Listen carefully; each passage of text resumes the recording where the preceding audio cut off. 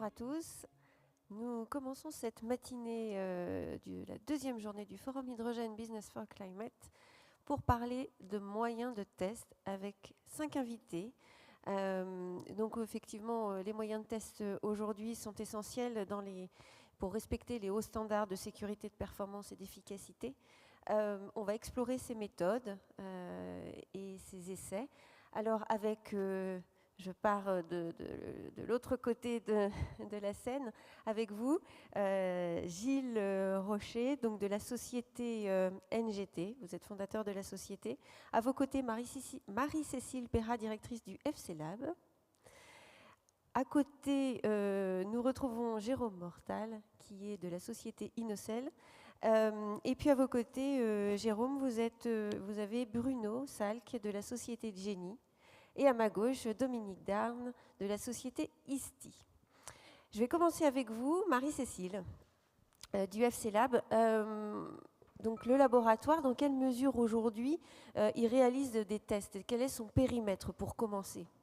Bonjour, le FC Lab est capable de tester des composants piles à combustible, électrolyseurs, pour les piles à combustible de 100 watts à 120 kilowatts. Et sur l'électrolyseur, on est en cours de déploiement, donc sur des systèmes de 5 kilowatts et sur des stacks, pour l'instant 1 kilowatt, avec un plan de déploiement pour monter à quelques dizaines de kilowatts. Les moyens que vous avez pour faire ces essais? Alors, nous avons des bancs d'essais qui ont été pour partie qui ont tous été conçus en interne à partir du savoir-faire acquis par l'équipe et pour partie réalisés en interne et pour partie réalisés co-développés par des sociétés qui développent les bancs.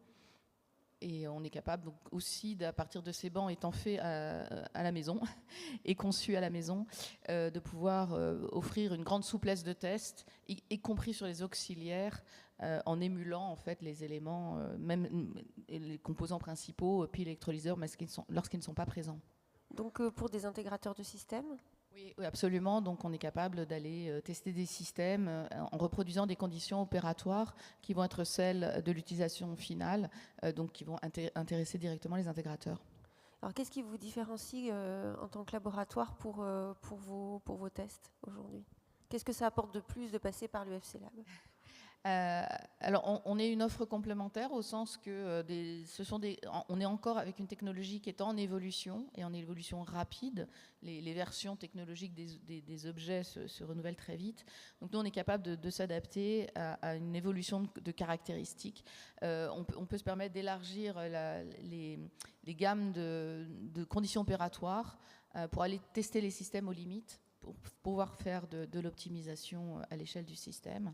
Et on est souple puisque on a une équipe d'experts et on co-construit la campagne d'essai avec les clients, ce qui nous permet en fait de nous adapter aux besoins.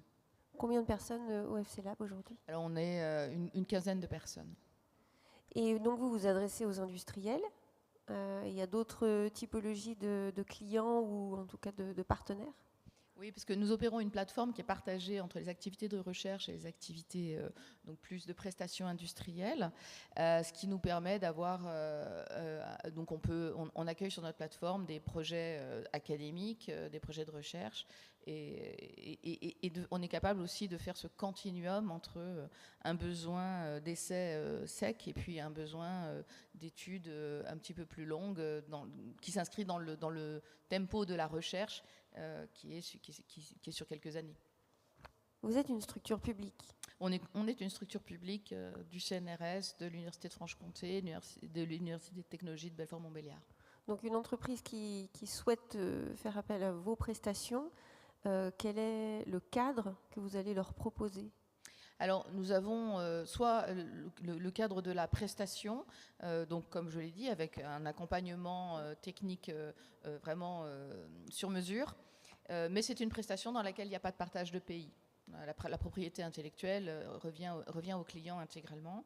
Et puis, pour des sujets qui nécessitent le temps long de la recherche, on peut activer tous les outils de la recherche partenariale. Et à ce moment-là, ça s'inscrit dans le cadre du laboratoire FemtoST, qui est un laboratoire académique, et dans lequel on va activer tous les outils classiques de collaboration, tests CIFRE, contrats partenariaux, CIR, etc.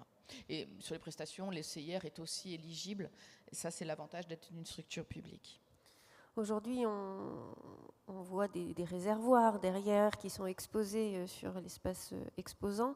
On va le voir avec les entreprises, mais est-ce que vous avez déjà des verrous technologiques qui sont encore à lever, qui sont difficiles sur l'hydrogène en matière de tests de réservoirs et les moyens qui sont mis en œuvre pour ces tests ? Alors, au FC Lab, on ne teste pas les réservoirs, en tout cas pas sous pression. Ça va être le domaine de l'ISTI.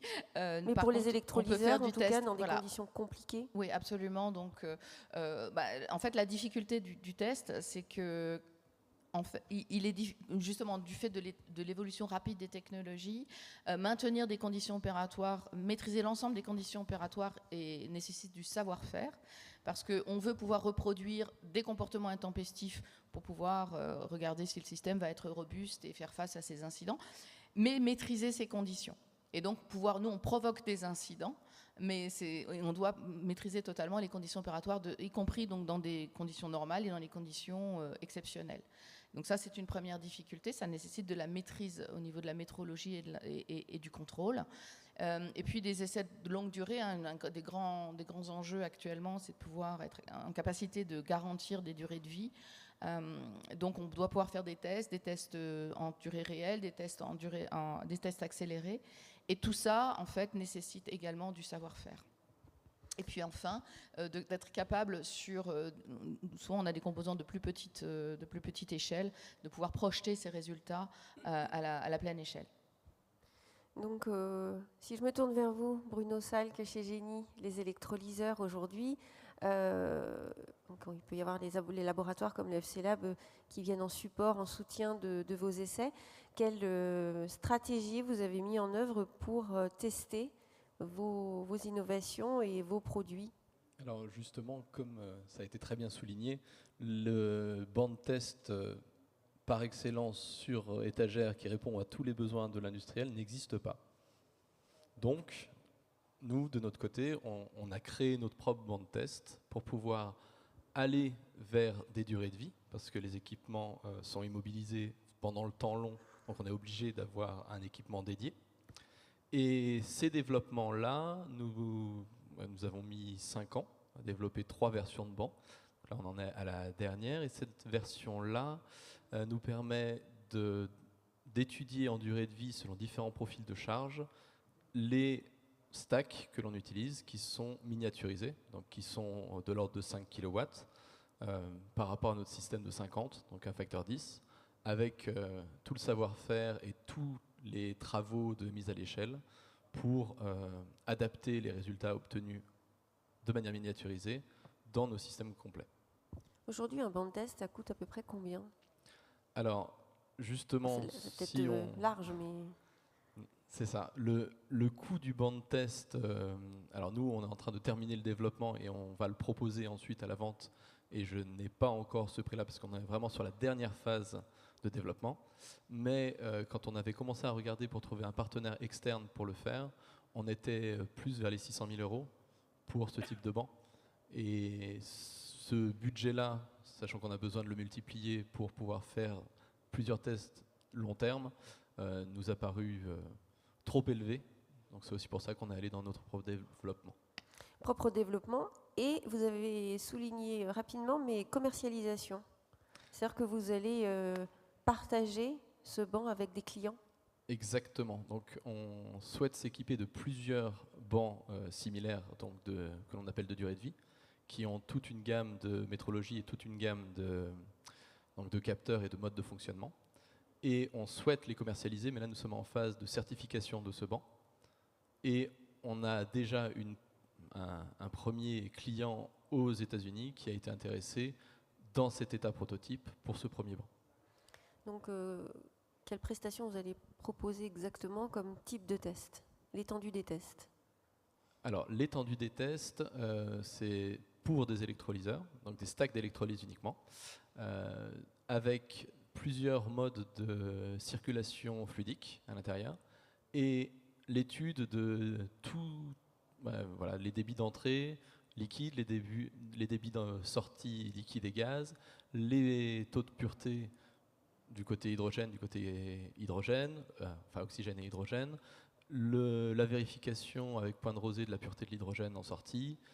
Vraiment tout, c'est un mini électrolyseur extrêmement instrumenté pour pouvoir vérifier sur le temps long les performances de stack et de design de stack. Jenny, vous faites partie du plan IPCEI. Ça va vous permettre aussi de faire visiter, ce banc de test, faire visiter des personnes extérieures? Absolument. Donc, dans le cadre de l'IPCEI, on a ce qui s'appelle les spillovers, qui sont le fait de faire partager au territoire et aux autres entreprises nos avancées technologiques. Et dans ce cadre-là, il y aura des mises à disposition de nos équipements, dont nos bancs de test, plusieurs semaines par an, et également des visites, des installations et donc de la formation dessus. Merci Bruno. Donc là, vraiment, un développement interne du banc de test. Je me tourne vers vous, Gilles Rocher, Société NGT. Alors vous c'est une start-up.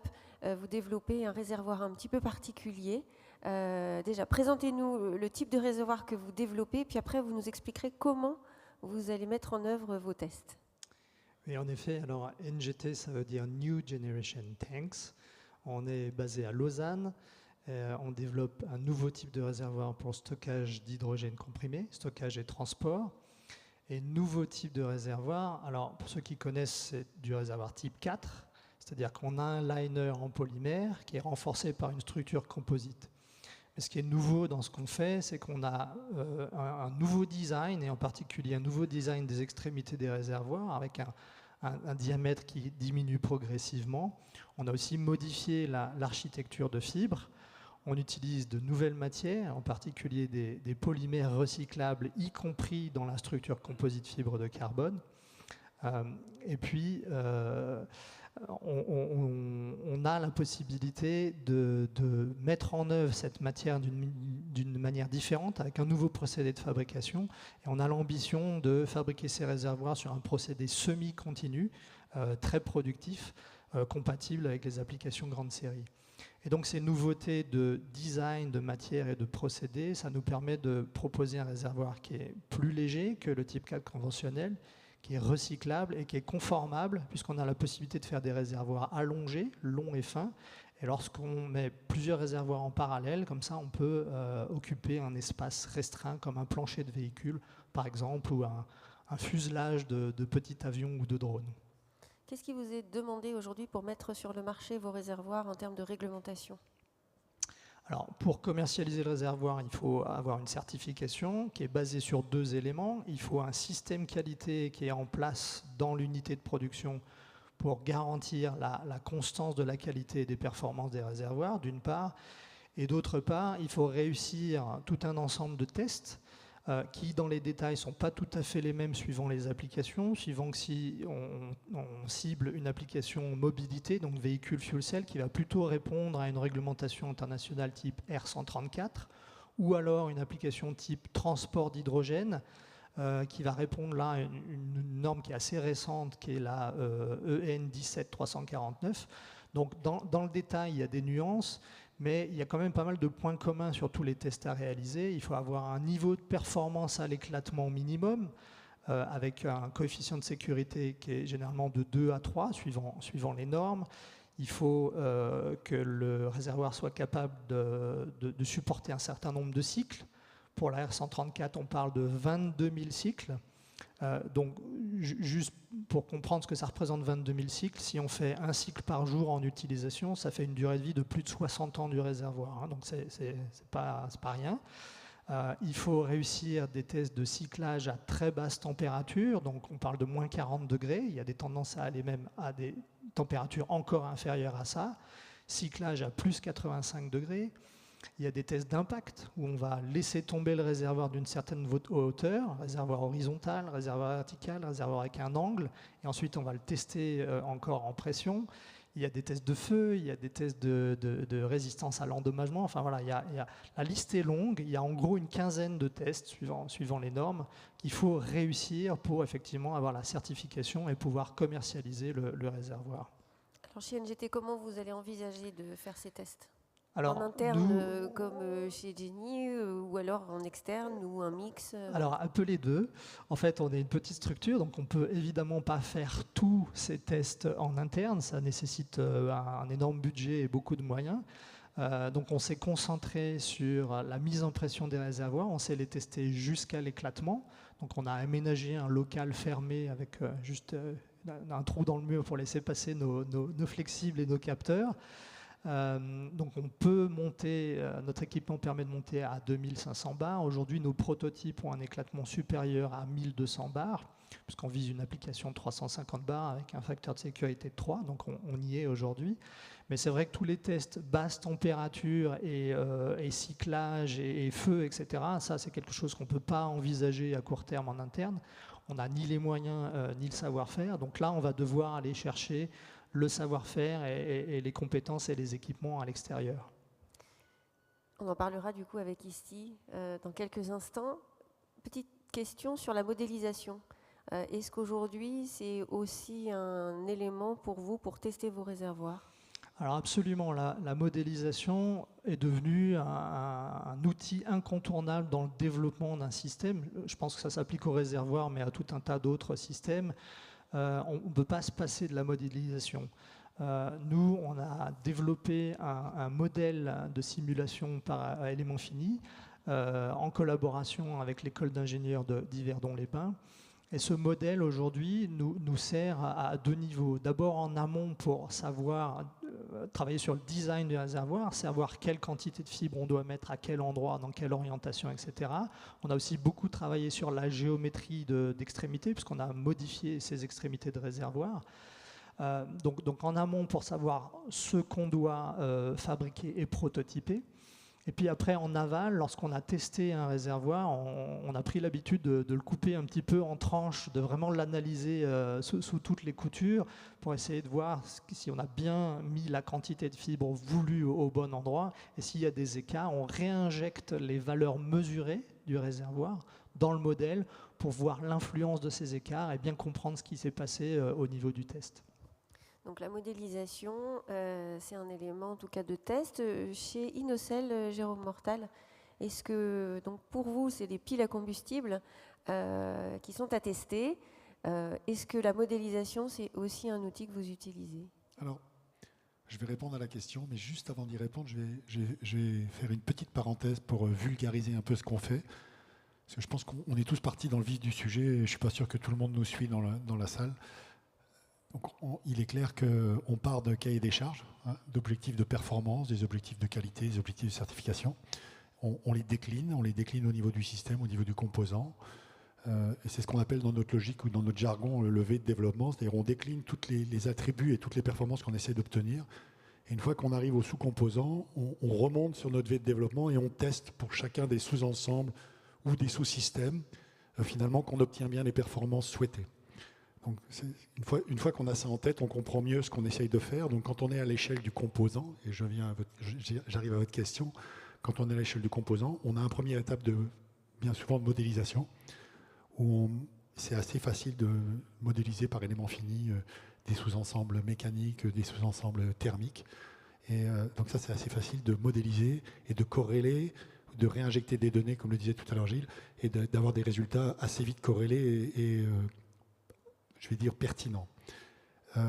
Ensuite, quand on parle de modélisation, on va beaucoup plus loin maintenant, c'est-à-dire qu'on est capable aussi de modéliser notre système ou le contrôle de notre système. Donc ça, c'est une autre étape de la modélisation qu'on développe en parallèle de la modélisation des sous-ensembles pour être capable d'anticiper finalement les fonctionnements et les cas d'usage d'un système complet, parce que quand on parle de pile à combustible, beaucoup de gens pensent au stack et à des choses qu'on peut voir dans la salle derrière, mais pour faire fonctionner un stack, vous avez tout un ensemble de contrôles qu'il faut comme nous l'a dit tout à l'heure Marie-Cécile, qu'il faut bien maîtriser, bien comprendre pour effectivement s'assurer qu'on va être capable de les valider dans tous les cas d'usage. Donc oui, on utilise beaucoup la modélisation. Les tests physiques également. Alors là, vous internalisez, vous externalisez, comment vous procédez pour tester? Alors les tests physiques, en fait, c'est la même logique que la modélisation. On a en interne tous nos essais, ce qu'on appelle les essais organes ou les boucles courtes, sont faits pour la plupart en interne ou chez nos fournisseurs. Donc on décline beaucoup d'essais, on discrétise beaucoup d'essais au niveau du composant. Ça nous permet d'avoir une maturité et une confiance certaine sur les composants qu'on va injecter dans le système. Ensuite, on a des essais où on downsize, où on travaille à plus petite échelle. Un peu comme vous sur le stack, on essaie de bien comprendre ce qui va se passer à plus petite échelle sur le vieillissement du système. Et ensuite, on fait des essais du système complet. Alors, les essais du système complet, nous, pareil, pour l'instant, on est un peu hybride. On en externalise certains, un peu complexes, comme les essais électromagnétiques, des essais pour mieux comprendre le vieillissement avec des technologies un peu spécifiques où on travaille avec le CEA. On peut aussi avoir des travaux avec le FC Lab. Mais à terme, on a vraiment pour ambition chez Inocel, en tous les cas, d'internaliser tous nos moyens full system, que ce soit dans notre usine de Belfort ou dans notre centre de développement de Saint-Égrève à côté de Grenoble. Donc vous avez 2 sites en fait pour réaliser ces tests. Ça demande de la place quand même. Alors de la place, des ressources, et puis un petit peu de moyens pour mettre tout ça en fonctionnement. Donc Cool. ce que j'aime à dire, c'est que pour faire tourner et bien optimiser l'exploitation d'un banc full system, et je pense que vous pourrez confirmer ce que je dis, mais on vise à peu près entre 2 et 3 personnes par banc. Et sur un banc d'organes ou un banc de sous-ensemble, on est à peu près à 1 personne par banc, avec des compétences très variées. Là, je pense que c'est une vraie richesse pour notre filière, c'est qu'on s'adresse à des compétences humaines très très variées. On va d'experts en chimie, d'experts en thermique, d'experts en mécanique. Et ça, pour moi, je trouve ça c'est de très bon augure pour notre pays et la réindustrialisation de notre pays. Test grandeur nature aussi. Alors, merci Marion, merci de me tendre la perche. Effectivement, chez Inocel, c'est quelque chose auquel on est très attaché avec Jules Billet, le CIO. Quand on a créé Inocel, on a créé une filiale qui s'appelle Gecko. Et hier matin, pas plus tard que hier matin, j'étais en test sur le lac du Bourget à côté de Grenoble. En fait, on fait en parallèle de nos travaux sur banc d'essai des preuves de concept. Donc, en l'occurrence, là, on a fait dernièrement un bateau. On est en train de travailler sur d'autres objets dont je ne peux pas dévoiler tout de suite le contenu. Mais on fait très très vite des objets qui sont l'objet final du client. Même, on se met dans la peau du client, en fait. Ça a plein de vertus. La première vertu commerciale, bien sûr, parce que quand on fait fonctionner une entreprise comme les nôtres, la chose la plus importante, finalement, c'est la première ligne de notre PNL, c'est de rentrer des clients. Donc, de montrer aux clients que ça marche. Et concrètement, ça fonctionne. Le deuxième avantage pour nous, c'est que parfois les clients, en ce moment sur l'hydrogène, les clients ont plein d'idées. Des fois, ils n'ont pas d'hydrogène, mais ils ont des idées. Je plaisante, mais qu'à moitié. Et donc, ils n'ont pas eux-mêmes les cas d'usage. C'est-à-dire que quand je parlais tout à l'heure du V, on dit, moi, pour travailler, j'ai besoin que le client me dise ce dont il a besoin.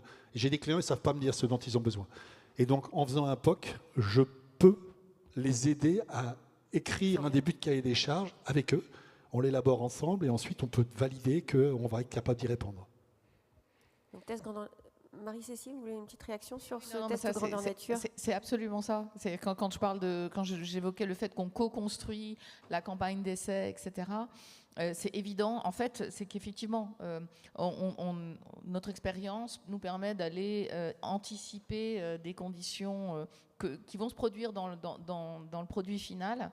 Et effectivement, le client n'a pas toujours une idée extrêmement claire de ces contraintes. Souvent, c'est parce qu'il y a des sociétés qui vont se diversifier vers l'hydrogène. On connaît très bien leur métier de cœur, c'est pas le sujet, mais l'hydrogène implique des contraintes supplémentaires et c'est bien qu'on puisse échanger et apporter cette compétence.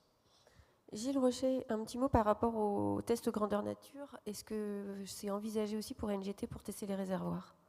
Oui, absolument. Mais juste avant, je voudrais rebondir sur ce qui a été dit.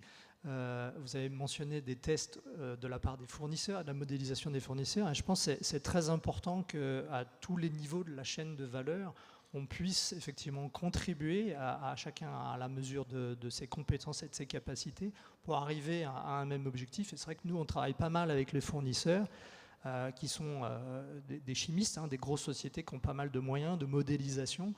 Et ça nous permet ensemble, effectivement, d'avancer sur la modélisation et d'améliorer les performances des réservoirs. Après, sur les tests des réservoirs in situ, aujourd'hui, on est en phase de développement. On est à TRL6 pour ceux qui connaissent la notion de TRL. Donc, on a des prototypes qui ont atteint un certain niveau de performance. On est en train de améliorer ces prototypes et les optimiser, pousser les tests. Donc on n'est pas encore à la phase de test in situ dans le cas d'application. Mais aujourd'hui, on est très, très ouvert à discuter de partenariats pour la réalisation de démonstrateurs qui incluent nos réservoirs pour justement faire cette étape suivante et mettre les réservoirs en test dans un cas concret. Donc rencontrer des constructeurs automobiles, notamment.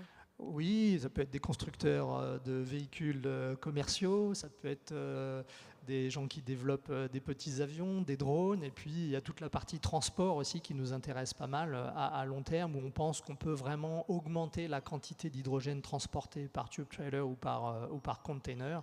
Donc il y a aussi cette application qui nous intéresse. Donc là, on a différents cas de figure. On a de la modélisation pour faire des tests avec des laboratoires qui sont externalisés, d'autres complètement internalisés, comme chez vous, Jenny, ou chez Inocel. Il y a un projet qui s'appelle ISTI, le futur centre d'essai des réservoirs à hydrogène, Dominique. Donc là, ces industriels ont besoin aussi de services et de soutien, notamment la NGT avec des réservoirs à hydrogène. Aujourd'hui, quel est le périmètre visé de test pour ISTI? Alors, ISTI, effectivement, un projet qu'on porte depuis plusieurs années. La maturation du secteur des fabricants de réservoirs est clé pour nous, puisque c'est ça qui détermine le moment où on a de la clientèle. Et on se positionne comme une société de service pour les fabricants de réservoirs, pour leur permettre de faire au moins 3 choses. Une, c'est de développer des projets, des produits. 2, c'est effectivement de se préparer à la certification et l'homologation. Et 3, c'est des tests en bout de chaîne. Donc c'est un outil qui sera à disposition, un outil industriel pour permettre de développer les projets, les produits, les homologuer, et tout ça dans le cadre des normes internationales qui s'appliquent pour les réservoirs. Donc l'objectif, il est vraiment d'être en prestataire des fabricants de réservoirs, leur permettre de faire leur métier, de livrer des produits qui sont conformes aux normes. Donc les tests de cyclage, mais aussi tous les tests que Gilles a évoqués tout à l'heure, qui ne peuvent pas être faits en interne, ou en tout cas pas dans votre bunker où vous pouvez faire un type de test, mais d'aller sur les tests d'éclatement, tests aux résistances au feu. Absolument. La gamme de services qui sera offerte par ISTI est très large. On va à peu près couvrir avec plus d'une dizaine de bancs d'essai qui seront des tests mécaniques, de la torsion, de la traction, de la chute, enfin tous les tests que vous avez évoqués, le choc, mais aussi tous les cyclages sous pression, hydraulique et hydrogène, avec un choix fondamental qu'on a fait de départ, qui sont les tailles des réservoirs que l'on pourra accueillir sur le site de Morvillard, donc sur le territoire de Belfort. L'objectif étant d'avoir de pouvoir accueillir des réservoirs de petite taille, mais aussi allant à la très grande taille, 4 mètres de longueur, 90 cm de largeur, visant ce qui a été évoqué, c'est l'embarquement de plus d'énergie pour la mobilité, toutes les mobilités, mobilité lourde, intense, camion, bus, train, maritime, toute la gamme complète. Tout ça aussi en étant en proche contact des clients qu'on a identifiés aujourd'hui, avec lesquels on travaille déjà, pour bien comprendre leurs besoins, les informations qu'on va devoir leur restituer pour qu'eux puissent faire leur travail, le format, des capteurs additionnels, éventuellement on envisageait aussi des caméras ultra rapides pour voir les points de rupture. Donc, véritablement être inséré complètement dans le cycle des fabricants. Nous, c'est notre clientèle, c'est exactement des grands industriels qui développent des produits, les commercialisent, les fabriquent et s'assurent dans le cadre d'une part d'une indépendance, c'est fondamental pour être capable de certifier, d'homologuer, mais aussi d'envisager un partage de coûts important au départ qui nous permettent de répondre à ces besoins. Oui, le coût est important. On l'a vu avec Yannick et Bruno, vous nous avez donné un ordre de grandeur sur le budget d'un banc. Est-ce on peut donner le budget, l'investissement que se représente ISTI, qui à mon avis, est assez colossal? Absolument, puisqu'aujourd'hui on est en phase finale de définition des caractéristiques des bancs d'essai, du nombre de bancs d'essai, de type d'essai que l'on va faire. Donc on a aujourd'hui un chiffrage très abouti qui dépasse les 20 millions d'euros. Donc c'est un tant en partie équipement que bâtiment, puisque certains des tests vont se faire en bunker, donc des équipements qui permettent de résister à de l'éclatement. À terme de 26, 27, 28, on aura une vingtaine de personnes sur le site. J'entendais quelqu'un qui parlait aussi du nombre de personnes par banc d'essai. Et c'est fondamental d'avoir un outil partagé, on va dire, avec les industriels. Donc il y a aussi en amont tout un travail que l'on fait avec les clients pour assurer la confidentialité, séparer même les lieux de réception des réservoirs, personne ne voulant véritablement montrer aux autres ce qu'ils concurrents, donc chacun le a leurs rebut, espaces. le traitement des rebuts, même chose, certains veulent les récupérer, d'autres on devra en disposer nous-mêmes. Donc ce travail de partage implique aussi des exigences de confidentialité et de traitement de la donnée, mais c'est la seule façon d'avoir un outil industriel dont le coût important est partagé entre plusieurs acteurs. On a eu des discussions avec certains acteurs, mais se rapprocher d'un acteur nous fait perdre l'indépendance que l'on a pour pouvoir servir l'ensemble de l'industrie française et européenne, puisque l'ambition est quand même d'avoir un centre d'essai de cette ampleur. En Europe, on n'en aura pas plusieurs. Aujourd'hui, il n'y en a pas. Hein. Aujourd'hui, avec la gamme de services offerts, il n'y en a pas aujourd'hui. Il faut aller Japon ou partager certains essais dans certains endroits, à Vancouver pour certains, au Japon pour d'autres, en Allemagne.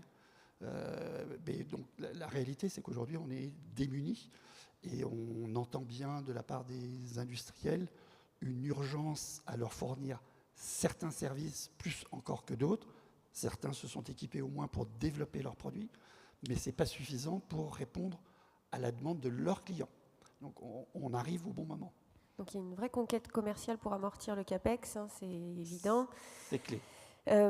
Et vous êtes aussi adossé, enfin pas adossé, mais vous avez un partenaire qui est avec vous, qui est Bureau Veritas, on en a parlé hier en plateau télé. Pour vous, c'est aussi, pour ISTI, un vrai atout d'être avec un bureau comme Bureau Veritas.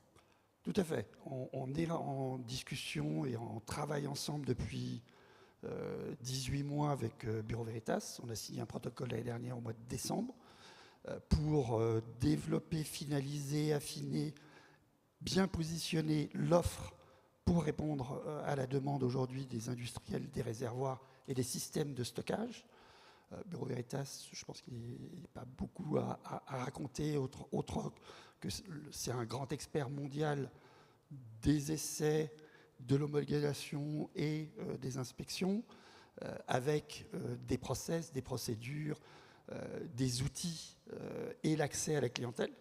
Donc le travail est véritablement co-construit aujourd'hui avec Bureau Veritas pour une première offre de service qui arrivera dès février-mars de l'année prochaine sur des tests hydrauliques et de burst. Et puis la deuxième tranche se réserve d'une décision finale d'investissement, parce qu'on est en phase finale de bouclage du financement. On est accompagné par l'État, par la région. On a des discussions aujourd'hui avec d'autres financeurs privés pour compléter le financement. On aura une position définitive, une décision d'ici la fin de l'année. Mais effectivement, le partenariat est clé. C'est un cœur de métier de Bureau Veritas et ça permettra de rayonner sur toute l'Europe. Donc un bel atout en tout cas pour ISTI. Petit mot de la fin sur ce qu'on arrive bientôt au bout de notre timing. Bruno, par rapport à ce que vous avez entendu, petite réaction notamment sur... Oui, j'allais rajouter une précision sur le fait que les tests que l'on fait en interne sont ceux de durée de vie, mais il y a bien sûr d'autres tests où l'on passe par des laboratoires externes et bien entendu on a également beaucoup de modélisation pour les systèmes, mais pour l'intérieur même des stacks d'électrolyse, les modélisations ne permettent pas aujourd'hui, dans l'état des connaissances où l'on est, surtout sur une membrane aussi nouvelle que la nôtre, de garantir les mêmes choses qu'un test. Donc on est forcé de faire l'expérience, même si on a une part de modélisation importante. On est obligé, seule l'expérience prône à la fin pour nous garantir le résultat. Et je pense que tout le monde à ma gauche est bien d'accord avec cette assertion. Une combinaison de modélisation Exactement. Et tests physiques, tests réels. Et également toutes les certifications, tout le travail qui est fait avec un élément externe. Mais avant de pouvoir aller certifier, on a besoin de développer et d'aboutir le produit. Gilles ? Oui, non, moi je suis très intéressé évidemment par ce que fait l'ISTI. C'est vrai qu'aujourd'hui, devoir faire des milliers de kilomètres pour aller faire un test ici, un autre test là, etc., ça prend du temps et c'est coûteux. Donc avoir une unité comme l'ISTI qui va centraliser en fait tous les moyens de test nécessaires à la certification, ça c'est essentiel et je pense que stratégiquement c'est une très bonne idée dans cette direction-là. Donc peut-être un client potentiel pour ISTI. Conquête commerciale Discutons, pour amortir. Clément. Merci à tous les 5 pour ces éclairages sur les moyens de test. Et puis, je crois qu'on enchaîne avec les groupes électrogènes dans quelques instants sur le plateau de télé. À tout à l'heure. Merci Marie. Merci Marion. Merci. Au revoir.